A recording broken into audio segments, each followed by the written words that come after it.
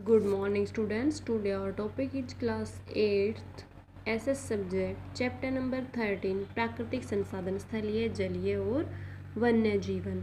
तो इस चैप्टर में हम कुछ वीडियो बना चुके थे जिसमें हमने ये चैप्टर काफ़ी सारा करा दिया। इसमें लास्ट कुछ टॉपिक लेफ्ट है जो कि संसार का वन्य जीवन, यानी कि इसमें जल और स्थल के बारे में हम पढ़ चुके थे। तो आज हमारा वन्य जीवन के बारे में हम पढ़ेंगे। तो जो पशु पक्षी और मछली पालतू नहीं होते हैं उन्हें हम वन्य जीव कहते हैं, यानी कि जिन्हें मनुष्य पालते हैं उन्हें हम वन्य जीव नहीं कहते हैं, उन्हें हम पालतू जीव कहते हैं। लेकिन जो अपने आप पलते बढ़ते रहते हैं उन्हें हम वन्य जीव कहते हैं। वन्य जीवों की विभिन्न प्रजातियां विभिन्न प्रकार की जलवायु और वनस्पति में रहने के लिए अनुकूल कर चुकी है। वन्य जीव संसार के लगभग सभी स्थानों पर है, जैसे एशिया,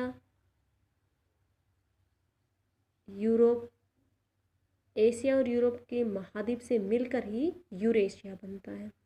टुंड्रा क्षेत्र में ध्रुवीय भालू, रेडियर्स, आर्कटिक लोमड़ी, भेड़िए, पक्षियों की विभिन्न प्रजातियां रहती हैं। एशिया की टैगा वनों में फर वाले जीव रहते हैं, तीतर, चंडूल, बाज आदि भी यहाँ मिलते हैं।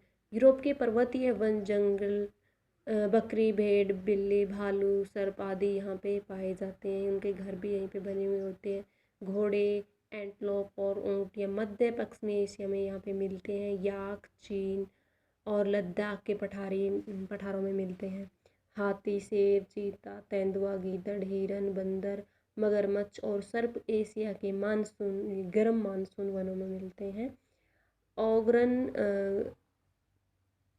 और रंगूटन एक दुर्लभ मानव जैसा वन मानुस बंदर दक्षिणी पूर्वी एशिया में रहता है।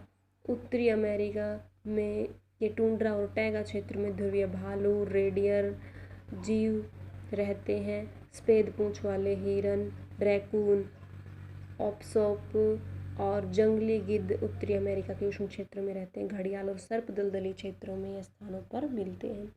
दक्षिणी अमेरिका की बात आए तो दक्षिणी अमेरिका का वन्य जीवन से समृद्ध है। दक्षिणी अमेरिका लगभग 27,000 प्रकार की बंदरों की असामान्य प्रजातियां जैसे मंकी, हाउलर, स्पाइडर मंकी, रेकवेलियल मंकी यहाँ पे पाए जाते हैं। अमेज़न के वनों में सरीसृप जैसे मगरमच्छ, बड़ी छिपकली और विशाल एनाकोंडा सांप भी यहाँ पे पाए जाते हैं। इसके अतिरिक्त स्तनपायी जीव जैसे एंटीटर, ओमेडेलियोस, पूमा, जैगुआर, लामा, अल्पेका भी यहाँ पे पाए जाते हैं। अफ्रीका, विशाल महाद्वीप अफ्रीका में वन्य जीवों की महान प्रजातियाँ रहती जैसे हिप्पोपोटामस, हाथी, बंदर, चिंपैंजी, गोरिल्ला आदि। सवाना क्षेत्रों में घास वाले पशु जैसे मिर्ग, जिराफ, जेब्रा, हाथी, गैंडे आदि भी पाए जाते हैं। शेर, चीते, तेंदुए भी यहाँ पाए जाते हैं। सहारा रेगिस्तान में ऊँट भी मिलते हैं, जबकि स्तरमुर्ग यानी कि न उड़ने वाली जो चिड़िया होती है वो कालाहारे रेगिस्तान में मिलती हैं। ऑस्ट्रेलिया के वन्य जीवों में कुछ विचित्र और पक्षी और पशु आते हैं जो कहीं नहीं मिलते हैं, जैसे कंगारू, वेली और कोला। एक वन्य डिंगो और डकबिल्ड प्लेटिप्स भी केवल यही मिलते हैं। एंटार्क्टिका को घेरे हुए एक समुद्र एक बर्फीला रेगिस्तान है। यहाँ पर कई प्रजातियों की मछली, छिपकलियों के झुंड मिलते हैं। गर्मियों में कई प्रकार की चिड़ियाँ यहाँ मछली खाने आती हैं। समुद्र के विभिन्न प्रकार की सील और व्हेल भी पाई जाती हैं। एंटार्क्टिका के खाड़ीय प्रदेश में पेंगुइन वनों की कॉलोनियाँ बसती हैं। अब आता है कि भारत के वन्य जीव। कब तक तो बताया था मैंने, जो वन्य जीवन बताया था वो वर्ल्ड का बताया था, जिसमें हमने Asia, Europe, north America, south America, Africa, Australia और अंटार्कटिका के बारे में बताया था। लेकिन अब जो हम बताने वाले हैं वो आपके भारत के बारे में बता रहा है कि भारत में कहाँ कहाँ किस किस प्रकार के जीव पाए जाते हैं। भारत में पशु और पक्षियों की बहुत अधिक प्रजातियां हैं। भारत के वन, पश्चिम बंगाल के सुंदरवन के चीते, हमारा राष्ट्रीय पक्षी मोर प्रसिद्ध है। इन तीन के अतिरिक्त हिरन, मिर्ग, बंदर, सियार आदि भी हमारे देश की सुंदरता को बढ़ाते हैं। भारत में जो स्तनधारी यों की 1228 प्रजातियों के पक्षी, 446 प्रजातियों के सरीसृप, 204 प्रजातियों की उभचर हैं। हमारी सरकार ने वन्य जीवन को बचाने के लिए कई उपाय भी किए हैं। दुर्लभ होते पक्षियों का शिकार से शिकारियों को रोकने का भी सख्त यहाँ पे नियम बनाया है। अब आता है, ये तो भारत का था। अब हम बताएंगे यहाँ पे विश्व वन्य जीव निधि या भारत।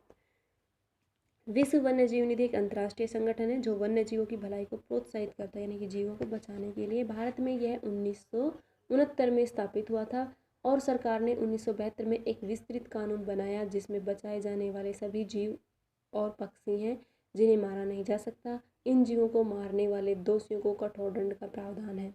अब जो वन्य जीव हैं उनकी संरक्षण की आवश्यकता हमें क्यों हुई? एक क्षेत्र के पौधे और दूसरे क्षेत्र के इतनी निकटता से संबंधित होते थे कि वे एक दूसरे के बिना नहीं रह सकते थे। मानवों द्वारा वनों में रहने वाले जीवों की बड़ी संख्या में शिकार सभी जीवों और पक्षियों के लिए एक बड़ी धमकी है। एक खाद्य श्रृंखला को प्रभावित करती है, समस्त पारिस्थितिक जीव तंत्र के लिए वो खतरा बन जाती है।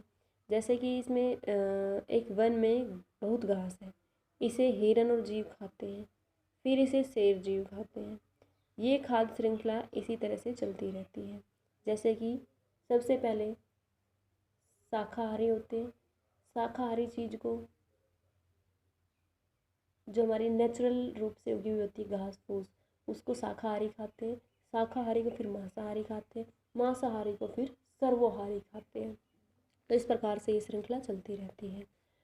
अब विभिन्न सरकार द्वारा किए गए प्रयास, जैसे जैवमंडल संरक्षण केंद्र स्थापित किए गए हैं जिनका मुख्य उद्देश्य वन संगत विभिन्नता को प्रदर्शित पारिस्थितिक तंत्र में बनाए रखना।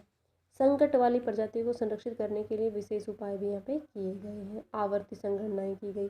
वन्य जीवन को इसकी प्राकृतिक व्यवस्था से बचने के लिए राष्ट्रीय उद्यान और वन भी खोले गए थे। सैकड़ों सरकारी और गैर सरकारी संस्थाएं जैसे कि प्राकृतिक संरक्षण हेतु अंतर्राष्ट्रीय संघ, प्राकृतिक संरक्षण हेतु विश्व कोष, संयुक्त राष्ट्र शैक्षिक, वैज्ञानिक एवं सांस्कृतिक संगठन को संगठित करने का कार्य कर रही है। वन्य जीवन को संरक्षित करने में शिक्षा की भी महत्वपूर्ण कार्य कर सकती है। मानवों को वन्य जीवन का महत्व का ज्ञान कहा जाता है। इसके बाद इस चैप्टर जो कलर्ड पेज दिखा रखा है, आपकी पुनरावृत्ति जो चैप्टर में मेन पॉइंट्स आए थे वो इसने इंक्लूड करके दिखा रखे हैं। अब हम बात करते हैं हमारे एक्सरसाइज की।